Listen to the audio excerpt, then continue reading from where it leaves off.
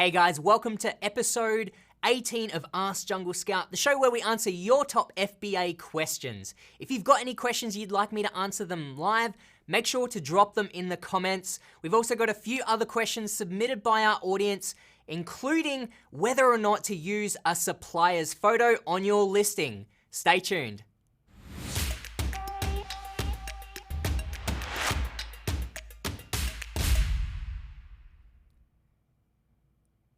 All right, we're gonna dive straight into the questions. So the first one that was submitted previously comes from Jessica, who says, "Hi Lenny, I opened a business account by mistake. I wanted to open an individual one. Do you know how to switch to an individual account?" That's a great question. I'll show you exactly how to do that.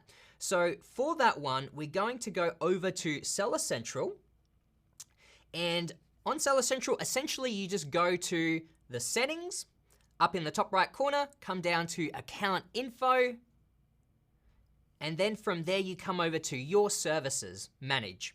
So this is the spot where you can upgrade or downgrade your account from individual and to professional and vice versa. Also keep in mind that the opposite can apply. You can also start out with an individual account, which is cheaper to begin with. You don't have the $40 per month subscription. You could start out with that while you're getting your listings and everything set up, and then upgrade to the professional account when you're looking to send in your product. So that's like a popular strategy that a lot of people use. So now on to the next question. And that one is from Michael, who says, "Just a quick question, should I use the photo from the supplier? I look at their photos and they're really great. However, I'm not sure if their photo is allowed on the Amazon platform."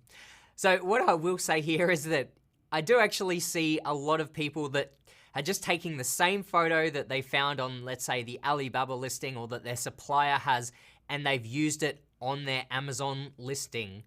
Me personally, I would not recommend doing this. Not even really talking about like the intellectual property side or anything like that, because quite often like suppliers will actually be taking the photos that are on Alibaba, they'll be actually taking that from some other Amazon seller, so it mightn't even be their photo to begin with, but more so from the point of view that your goal with the photos or the main photo that appears in the search results is that you want to stand out from everyone else, right? And so you want your photo to be different to everyone else's. So for that reason, I'd recommend getting your own photos taken. Long term, I'd highly recommend finding a professional photographer. So there are a few different ways that you can do that. You could go to the Jungle Scout market, for instance, and find freelancers there who take product photos specifically for Amazon sellers. Or within Amazon, you've actually got the option to order professional photos from them. I think you pay about $60 to get them to, I think it's around about that amount, but you can get Amazon to take some professional photos for you. And then also you can take some of your own photos just to get started if you choose. And we've actually got a video on our YouTube channel that talks you through the process of doing DIY photos. So definitely check that one out if you're interested. But as a whole, I'd recommend taking your own photos for your listing. All right, on to the next question. And this one comes from Steph, who says, "Greg says that he doesn't need to create a brand," which I agree with, "but he also encourages private label selling. How is private label selling different than creating a brand?" That's a really great question, Steph, and let me clarify what Greg meant in this particular video. So when he says that you don't need to create a brand, he means it in the sense of creating a brand that's all around a particular market. So like a brand of sports goods or pet products or whatever else. And then building that brand offline with other online assets like a Shopify store and a website and doing external advertising and so forth. He's saying you don't need to create a brand in that sense, but instead you can just sell products that are profitable and that are selling well. So just selling lots of different products from different markets, for instance. So that's what he means by not needing to create a brand. but getting brand registered on Amazon is a slightly different thing. So this means that it is a good idea to get brand registered on Amazon, which means you do need to register a brand that has a trademark. But rather than it needing to be around a specific market or set of goods, it can be more universal. For instance, the one here at Jungle Scout, our brand that's registered on Seller Central is called Jungle Creations. Now, underneath that, it's sort of an umbrella brand that we can sell whatever products we want. It's not specific to, one line of goods. So that's kind of like the clarification there for when, Greg was speaking about having a brand or not.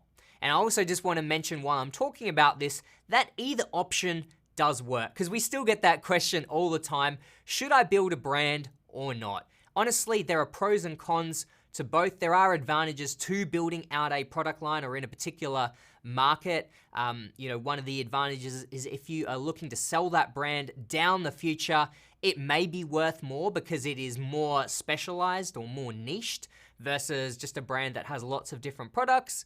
But it is a lot more work. So you do need to weigh up these different things. All right, I'm gonna go on to the next question, which was also kind of a follow-up question from Steph, who says, one more question. Why private label versus wholesale? This is another popular question that we get often, and I'm gonna try to summarize it or keep it as short and simple as possible. We definitely like or prefer the private label option. We've seen a lot of people that have success with wholesale as well, but ultimately, private label is where you find sort of a generic product and apply your own branding and your own brand and logo to that product and sell it under your own brand, versus wholesale is where you find someone else's existing brand and you start selling their product. The way that looks is when you wholesale someone's product, you need to sell it on their brand, on their listing, okay? Which means that you're competing for control of the buy box. Often what that means is, one of the things that helps you do that is dropping your price or competing on price so that you're the default seller on that listing. When you're the default seller, anyone that purchases that product from that listing, the sale goes to you. But you are going to be fighting other sellers to control that listing. Private label, however, when you're the only manufacturer of your product, means that you're the only one that controls that listing, or you should only be the one on that listing, which means you can set your price to whatever you want it to be. So essentially, the top pros and cons to each is that private label gives you more control over your product and generally greater profit margins. This is why we like that model. It also does require you to, create your own product. There is more work up front in figuring out what product to sell, putting your own branding and labeling and going through the entire process. There's more work up front. That's the con. Whereas wholesaling, it's easier to get started because you just find an existing product or brand that is selling well, and then you go to go to that brand or manufacturer and you offer to or you request to wholesale their product. So it's easier up front, but it does generally mean lower profit margins overall. Okay, so those are kind of like the main pros and cons of private label versus wholesale. Now that concludes all the questions that were pre-submitted to us. Now we're gonna jump into the chat box. So if you do have any questions for me, please drop them in there. All right, so the first question is from Vishal, who says, it's been over, I'm gonna say a week of starting my product research, or a lot of work starting my product research, and I'm still not able to find good products with low competition and high demand. Are there good products still left on Amazon?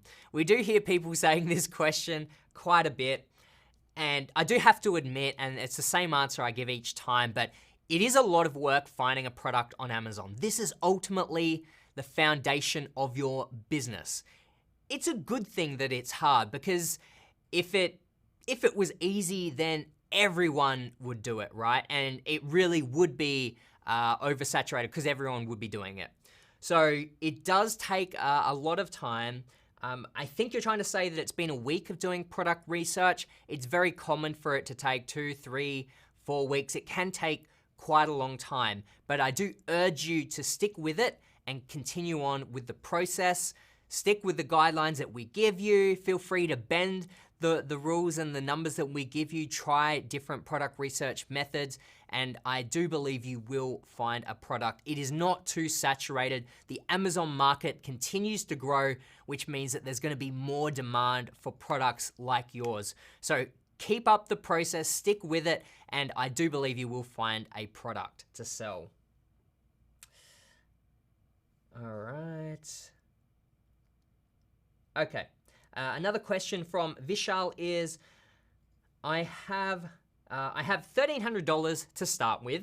My plan is to order a small test order of around 100 units for my first order, but the suppliers have a minimum order quantity of more than 1,000.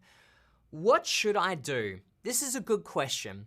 So if you do want to start with a small test order, this is very commonplace. This is something I do quite a bit, where I might ultimately want to order 1,000 units, but I'll want to start with a smaller amount. Usually what I will do is I will outline this in my outreach to the supplier. So I will actually state that I intend to order 1,000 units or 500 units, but I would like to begin with a test order of 100 or 200 or 250 units to begin with. And quite often I've found that by stating that up front, by informing them that you are intending to, order this product long term with order quantities such as 1,000, but you just want to start with a small quantity for the first order, I've found that suppliers are usually okay with that. Quite often, a lot of suppliers will put a minimum order quantity of 1,000 or whatever the number may be, but generally I've found that they're usually fairly flexible on this. It's not usually a hard and fast rule, okay? So normally I find that just by communicating this and saying, look, I will be placing large orders, I am intending to sell, you can say that I expect to sell and give them an estimate, maybe 10,000 units per year or whatever the case may be. Give them an idea of what you are looking to order in the future, and then they'll be more likely to work with you on the minimum order quantity. So that's what I'd recommend in your particular scenario. All right. Justin asks, can you recommend a good PPC educational program or video? Absolutely. I'd highly recommend the Jungle Scout Academy.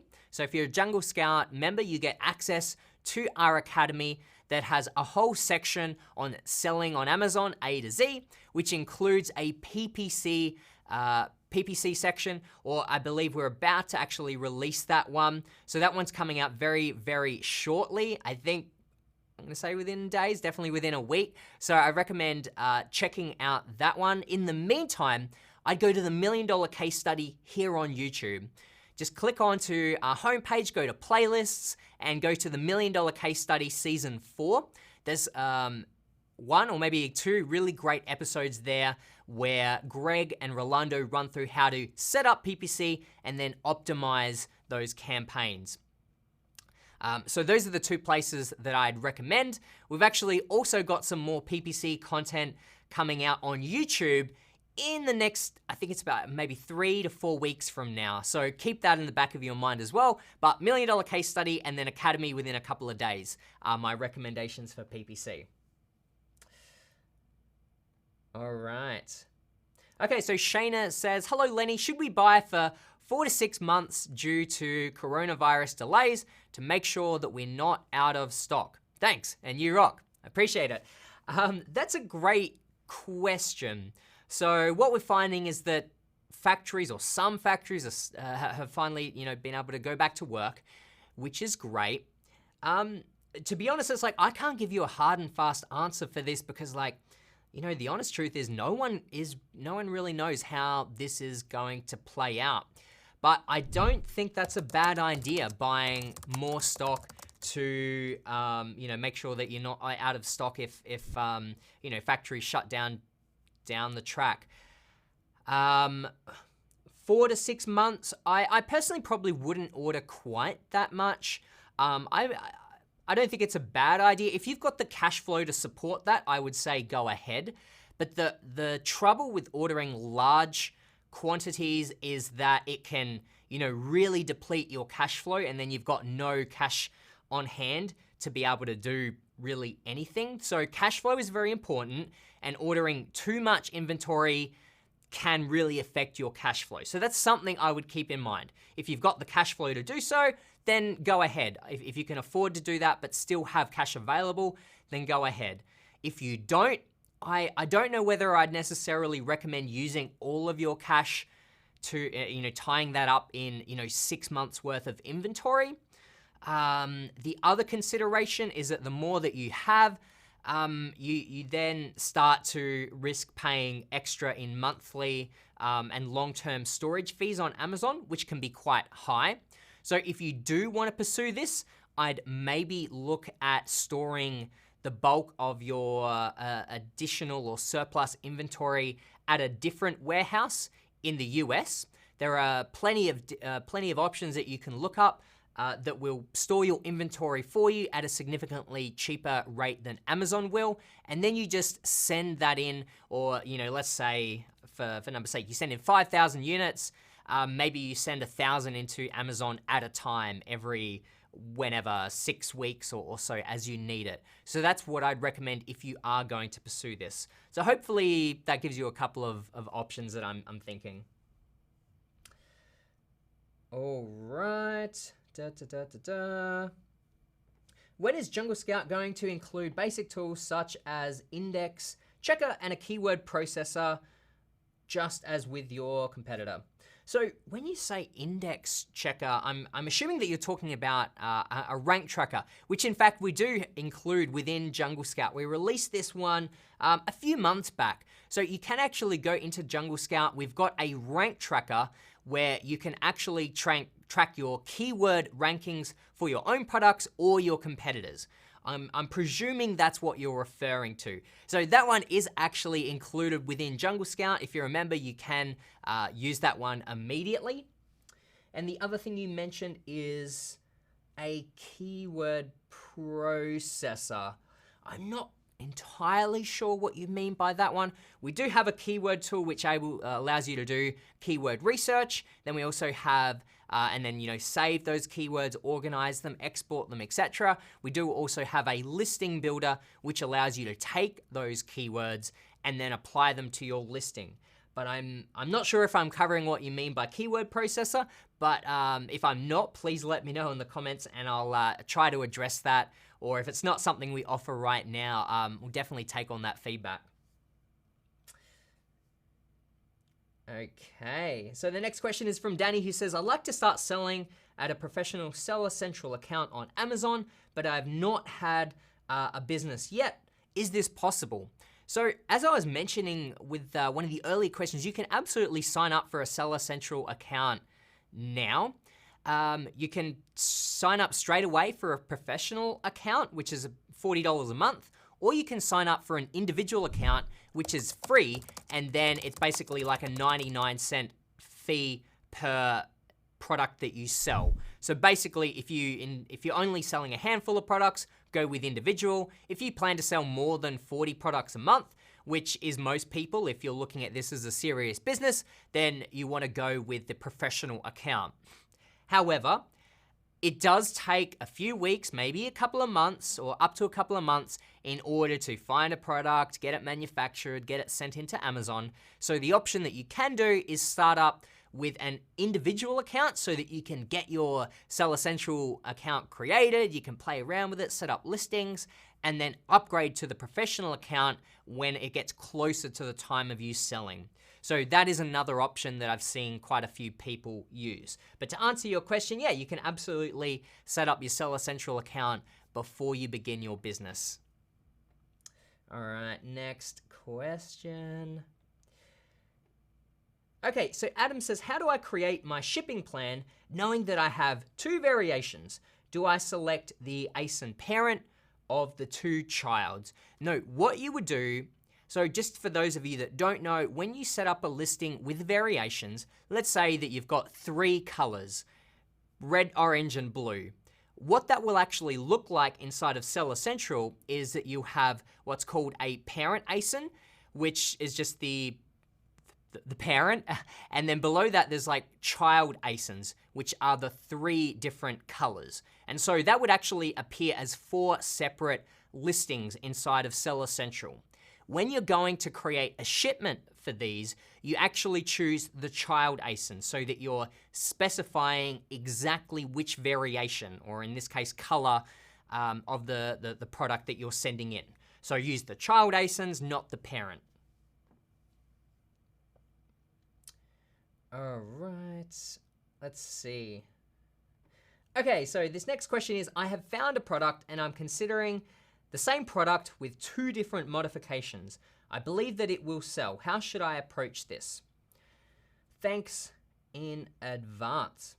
Well, that sounds like a great strategy. I'm glad that you've found ways to modify your product. That's exactly what we recommend here, is finding a product that is already selling well, high demand, low competition, not too seasonal, our general recommendations, but then finding a way to improve upon that product.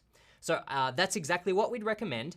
And your question is, how should you approach this? If you've got 2 different modifications, as long as it's still kind of the same product, I would recommend setting it up as a variation so that you've got both of the different modifications under the one listing, rather than setting up a new listing for each one. The advantage of this is that all of the reviews are kind of compiled into one listing, so that rather than, let's say 2 individual listings with 20 reviews each, you've got one listing that has 40. So it helps you get that number count up.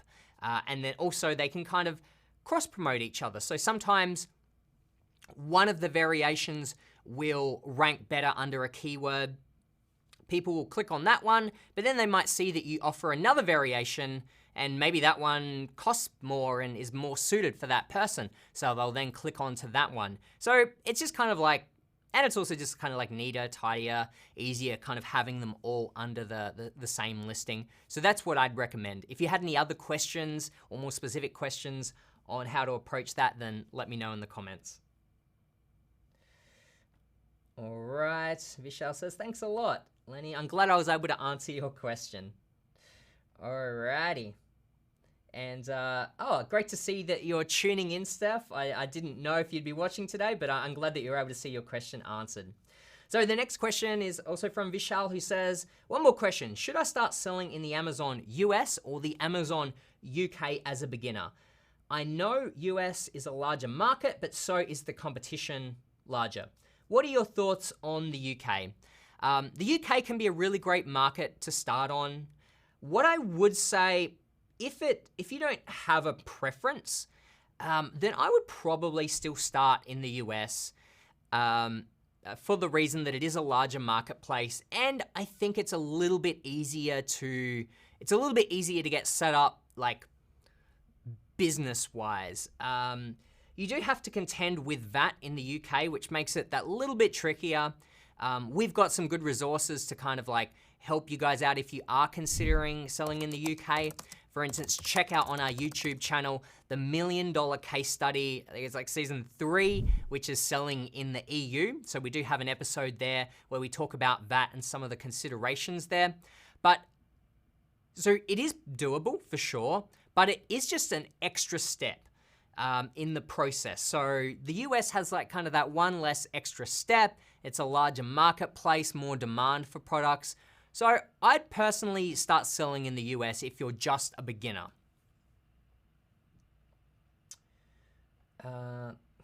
Rob says, can the coronavirus stay on our products? No, I believe it can't. I'm not an expert, but I believe it can't really stay on like kind of inanimate products or objects. It's kind of like transferred via people, essentially. So yeah, I believe your products that are being shipped here should be safe from my understanding, but if anyone else has any links to any articles or wants to clarify, please drop it in the comments below. All right. So the next question is from Rob. And real quick, if you do have any other questions, drop them in the chat box below. So Rob's question is, have you had to fill out an onboarding information sheet? No, I actually haven't had to fill out one of those. But if you have any questions or if you've got any examples or anything like that, let me know. Essentially, there are kind of like a lot of different forms and things that Amazon often requires people to fill out depending on the product or the category that they're applying for. We definitely want to try to experience as many of these as we can ourselves so that we can share the best knowledge on how to approach each one. But what we found is there are lots of different types. So I'm not familiar with every single one, but unfortunately I'm not familiar with the onboarding information one. So I couldn't help you out there. One resource I'd like to share with everyone, if there's any questions that I haven't answered, is our Facebook group. It's called FBA Competitive Edge. So go to Facebook and search for that one in order to join. And in that one, you can ask questions, and there's like a ton of different Amazon sellers in there who are all very happy to share their knowledge and might be able to help you out with a specific question that you might have. All right, so I've got a question here, let's see, from Best Sells. Can Jungle Scout be used for the wholesale process? Yes, absolutely. We have a lot of users that do wholesale very successfully and use Jungle Scout to find those products. Ultimately, you can apply the Jungle Scout product research tools to any of these business models, whether you're private labeling or whether you're wholesaling. At the end of the day, Jungle Scout helps you find products that are in high demand or low competition or whatever your particular preferences are. So yes, absolutely it can. And just like a quick shout out to Jungle Scout, I've been talking about the product research tools, but if you're not familiar with our tool, we are an all-in-one solution for all Amazon sellers, and we do have a number of tools to then help you throughout your seller journey, from finding a product to finding suppliers, doing keyword research, launching your products, sales analytics so you can see exactly how profitable your business is.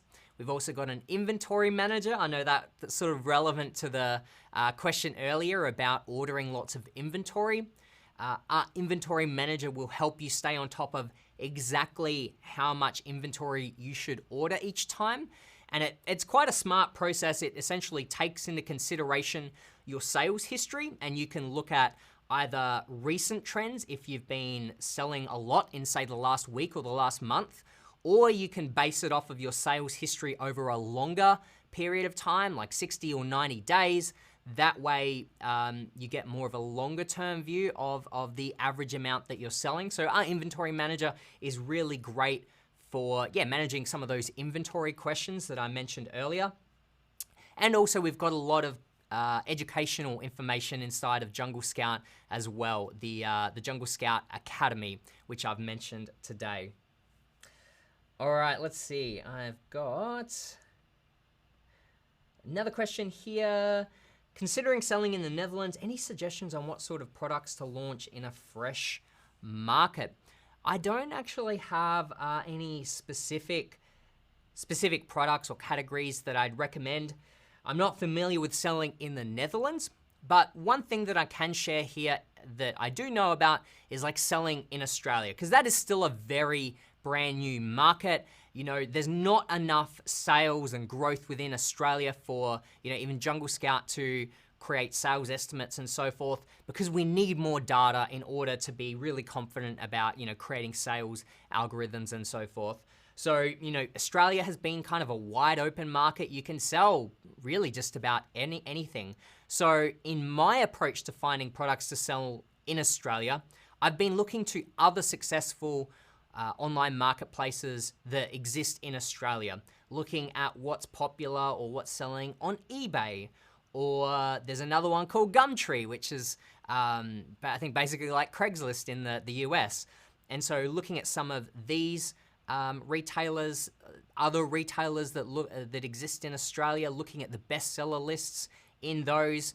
There is a bestseller list on Amazon Australia, so you can look through those products like in the top 100.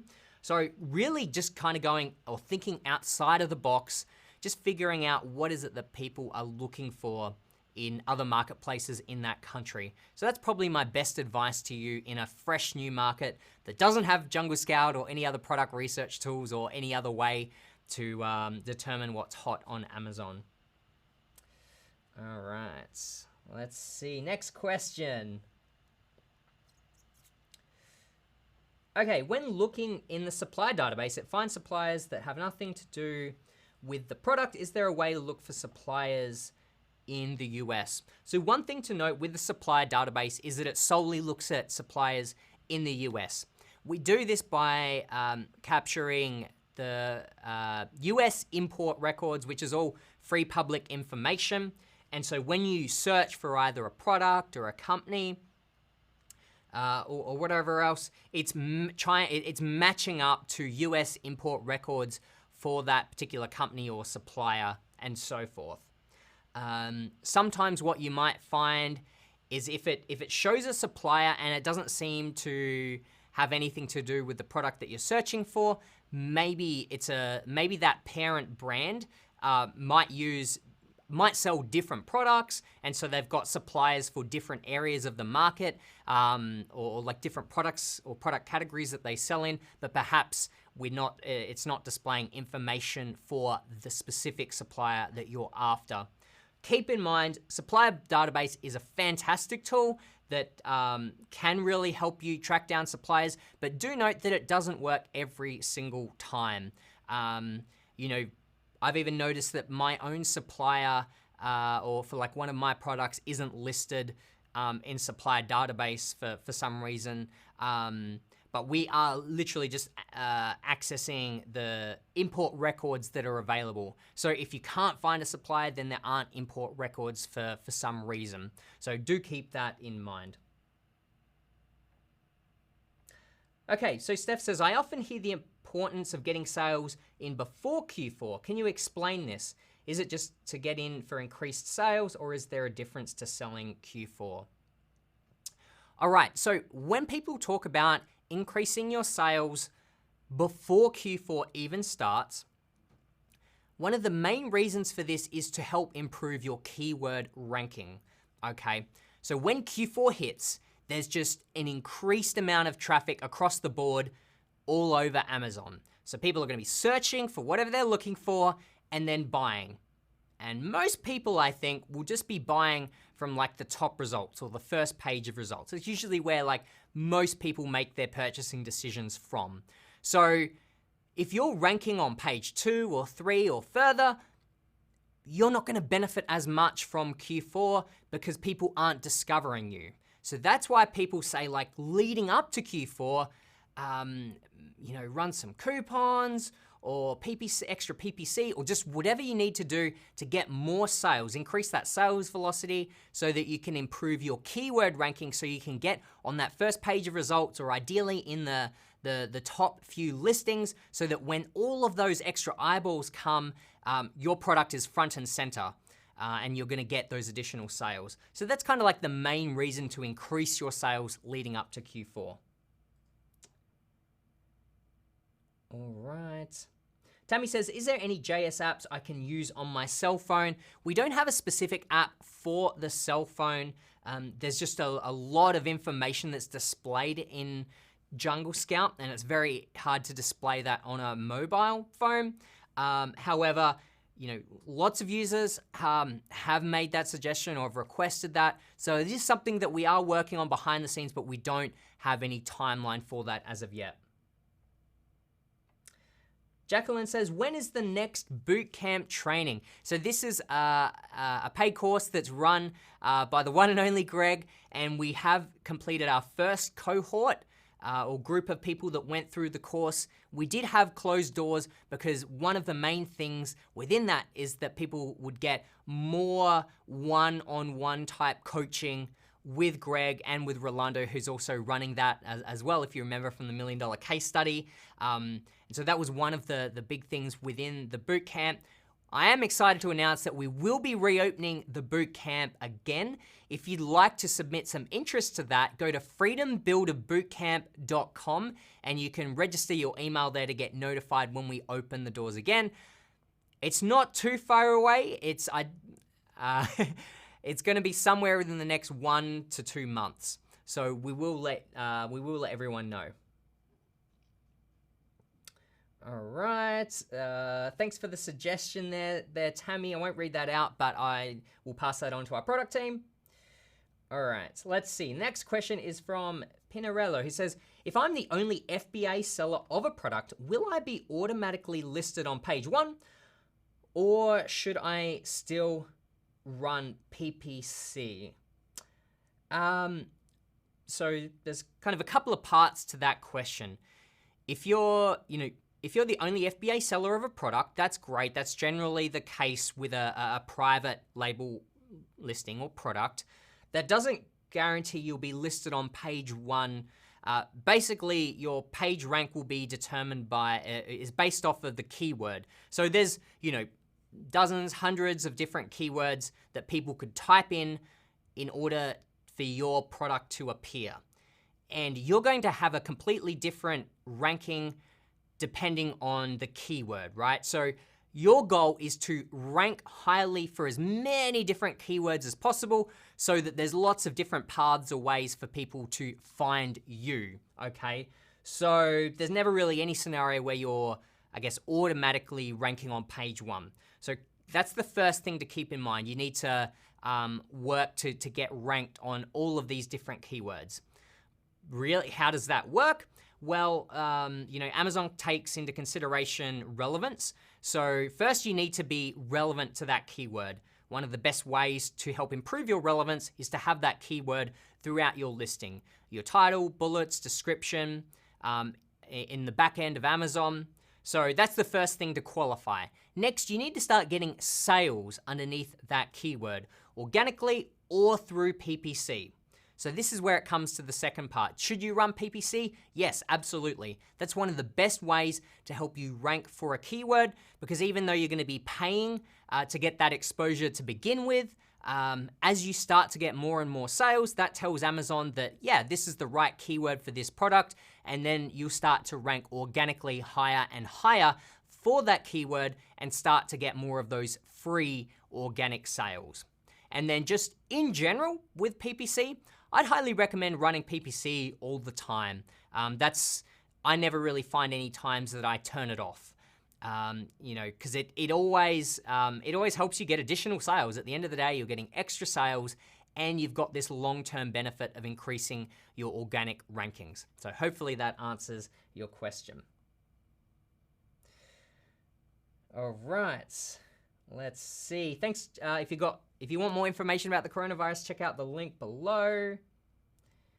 Vishal says, what is your experience with the new JS feature, the Opportunity Finder? I really think that it's the most powerful tool that Jungle Scout have over any other competitor in the industry. Thanks, Vishal. I may be a little bit biased, but I completely agree. But personally, seriously, I do actually really love using the Opportunity Finder. That's the main tool, pretty much my go-to tool now for doing product research. I've actually found that the quality of the products or product ideas that appear within that are really, really great.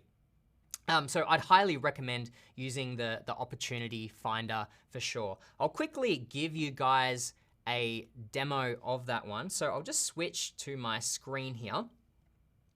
And so it's set up very similar to the product database if you're familiar with it. You select the categories that you want to sell in, then you select your filters. So you want to figure out, you want a good number of monthly units sold, so a high demand. You want generally a price point that's above $15 or $18. Keep that in mind. It's just very simple to use. It's like how much competition you want. Well, I really want low competition, low to medium competition. You can also include the monthly search volume. So how much search volume do you want? Generally, you want sort of a good number. I'd stick with at least 3,000 to 4,000 searches per month. And then we're gonna do a search. Now I'm doing a very, very, very quick overview now because we don't have time to go in depth into this one, but I just want to show you some examples within here. I probably wouldn't normally select all these categories, so there might be some interesting listings here, but let's just choose one. Dr. Seuss costume sounds like a great one, or let's kind of go like leopard skirt, for example. Some of the information that you see here is sales history, which is really interesting. You can see month over month how this product has sold historically. That's really useful to know so that you can see how seasonal this product is, and you can kind of verify that it is actually selling and there's high demand. You can also see the same thing with price. Again, does this tend to be priced more expensively during seasons and so forth? The same with search volume. So these are some of the things that you can't get within the product database. You can see a lot of historical information about this particular niche. So that's why Opportunity Finder is really, really great. Then we've got seasonality. You know, it looks like you can tell here that there is some seasonality here. We even tell you the peak month is December. So there is some seasonality with this particular product. And then we've got a couple of new products or features in the works. So that's a very, very quick overview of the Opportunity Finder. If you're a Jungle Scout member, I highly recommend you check it out. All right, thanks again for the other suggestion, Tammy. I will pass that on. All right. Question is, in Australia, we don't need to register for GST below a certain revenue value. With the new March GST VAT requirement, do Australians selling in the US need to register for GST? If you're an Australian selling in the US, to be honest, I don't know. I'm not a legal expert. You'd probably be best to reach out and get professional advice on that one, as I'm not entirely sure. All right. Okay, best sales. How much is the yearly membership? Are you referring to Jungle Scout? If so, just head over to junglescout.com and click on the pricing page. You'll see both the monthly amount and also the discounted annual rate if that's something that you're interested in. Okie doke. Couple more questions before we wrap it up. And quickly, guys, if you're enjoying today's episode and getting some value from these answers, please give me a big thumbs up below. That really helps tell me that you're enjoying these episodes and that I should come back and continue doing them. So please do that if you've got a second and you're enjoying this. Okay, so next question is from Lockie, who says, when I search keywords that my product is indexed for using ASIN on Jungle Scout, I get about 6 keywords. I do not have any campaigns running. So let me see if I can understand the question here. So you're seeing what keywords you're ranking for or indexed for, and there's about 6 keywords, and I do not have any campaigns running. So maybe you're referring to the previous question where I was saying that PPC helps you rank. So you don't need PPC to rank. Just to clarify, it's not required for you to rank on keywords. You can still rank organically for different keywords, and Amazon will determine this by taking keywords that are inside of your listing. That's really the only other way that Amazon knows what to display your product on is from keywords that are found inside of your listing. So yeah, making sure that you take these high value keywords and disperse them throughout your listing will increase the chances of you ranking organically for them. So yes, you don't need PPC in order to rank organically, but it just helps fuel those rankings and helps you increase the rankings. They just go very well together. Hopefully that clarifies. All right, and I think this is kind of like a follow-on question. What can I do to make sure I have my keywords indexed so my product is actually searchable? I have an optimized listing with this keywords using the Jungle Scout feature. Yeah, so really just what I said, utilizing PPC. You mentioned that you don't have any PPC campaigns running. I'd recommend trying out some PPC campaigns, and that's gonna help you rank higher organically on some of these other keywords. All right, so Vishal, another question.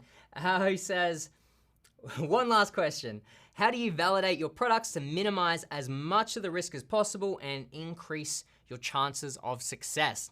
Well, where do I start? Sounds like you're a Jungle Scout user, so I'd go into the Jungle Scout Academy that I mentioned earlier, and in there we've got a whole module on product research where Greg gives all of the best guidelines to follow to basically reduce the risk and increase the chance of success. And I'm really glad that you said that, Vishal, because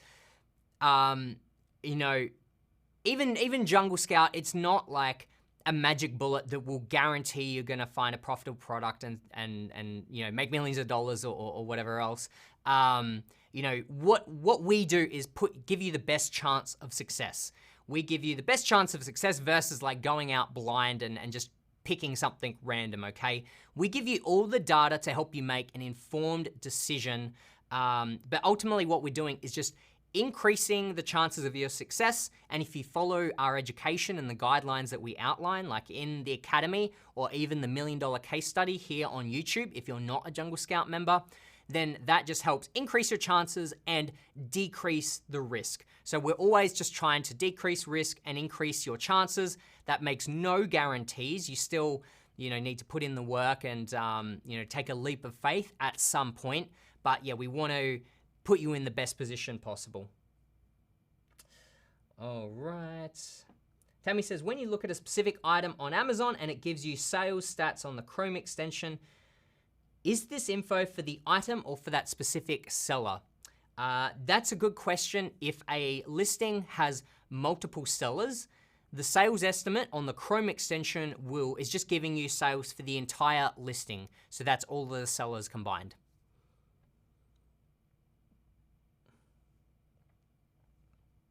Andrew says, is Keyword Scout not working? I'm getting way less keywords. It's working as far as I'm aware. If you're having any specific issues like that, just reach out to us at support@junglescout.com and we can take a look at your specific case and see if we can figure out if there's something strange going on. All right, I'm gonna answer a couple more questions before we wrap up today. The first one's from Johnny, who says, is the dropshipping business good to start? And then join FBA. What advice do you have about dropshipping? As I mentioned earlier, we're kind of fans of the private label model. One of the, there's a lot of advantages to it. The downside of it is that it's quite capital heavy upfront, which is why some people turn to dropshipping, which I know a lot of people have success with as well. So basically what that means is that the product is being purchased as customer orders come in, so you're not spending a whole heap of capital up front on a lot of inventory. So I know that is quite popular.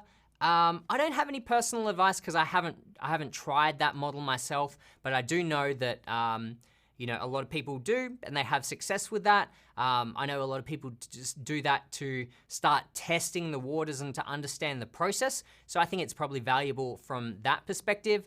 But yeah, otherwise I don't have too much other advice other than like, if you want to test the waters, I think it's a great way, but I feel like long-term private label FBA is the way to go.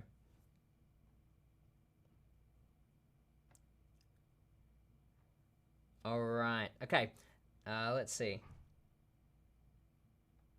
I'm gonna answer, I said two more questions from now. So the first one is, can I launch a product with high demand and high competition? What are the chances of success? It's hard to find a right product with low competition and high demand. Absolutely, it definitely is harder to find products with low competition and high demand. And I've spoken about this before on the show, but you can launch products with high demand and high competition. Not saying that it's not possible, but the reality is it's gonna be very hard. I don't recommend it if you're just a beginner or you've got a limited budget. What you do need if you are selling something in a high demand or highly competitive market is you need a lot of time and you need a lot of money, okay? It's gonna take you a long time to build up the reviews and the kind of organic rankings that you're gonna need to be ranking organically for your top keywords. It's so saturated. All the sales are going to these listings with hundreds or thousands of reviews. You're gonna have to spend a lot of money and a lot of discounted, like giving away a lot of discounted products or coupons and so forth, potentially even losing money, spending a lot more on PPC campaigns. You're gonna be losing money or bleeding money generally for a much longer time. So if you've got enough tolerance for that to be okay with breaking even or losing money for a long period of time, knowing that once you get ranked higher, that's when the benefit comes, because at that point, then when you do get into those high spots with these highly competitive products, then you could be getting dozens or hundreds of sales per day, and it's very, very profitable at that point. There's just a long road to get there. If you've got the tolerance to stick it through, then yeah, maybe it's worth considering for you. But if you've got whatever, $2,000, $3,000 or $500 to get started with, and you need to be turning a profit sooner than that, then I would not recommend it at all. And generally speaking, I wouldn't recommend it for beginners because it is kind of an advanced strategy in order to compete in a highly competitive marketplace. So those are just my thoughts, but hopefully that gives you some food for thought. All right, final question for today. Why Amazon is not showing a keyword on PPC? High bidding being relative, being indexed. Usually if you're not getting impressions, right, on your PPC campaigns, it usually comes down to only two things that I'm aware of. One is you're not bidding high enough, meaning that you might be bidding for $1 and all your competitors are bidding at least $2. So you're not bidding high enough to get into the ad auction. So in that instance, what I'd recommend is just putting the bid right up. If you're not getting impressions, bump it up, $2, $3, $5, bid up really high. And at that point, you should start to get impressions. It doesn't mean that you're gonna be bidding necessarily $5 or even $10 if you put your bid that high. It will just be higher than whatever the next in line is. So that's the thing I would do if you're not bidding high enough. The other thing, if you've bidded really high, $5, $10, and you're still not getting impressions, then usually that means that your Amazon doesn't deem that you are relevant for that particular keyword. So this is where I would be, making sure that keyword's in your listing. I'd be checking the product category. So one thing that you can do inside of Keyword Scout is search for that keyword, and it will tell you the dominant category. And so I would make sure that you are also within that dominant category as well. That would help, and having your keyword throughout your listing. It sounds like you already indexed organically for that keyword and you believe that it's relevant. So yeah, perhaps and you said you are high bidding, but really those are the only two things I can think of that would stop you from getting impressions at this point. So see if one of those things can help, but otherwise I hope that helps anyone else out there that is suffering from low impressions. All right, guys, I'm gonna wrap it up there for today. I hope that you've gotten some value from today's answers. If you have, again, please give me a thumbs up below if you haven't already. Also consider subscribing below so that you don't miss one of these episodes. Make sure to drop your questions below or stay tuned for the next episode of Ask Jungle Scout. All the very best and take care until the next episode. Bye, guys.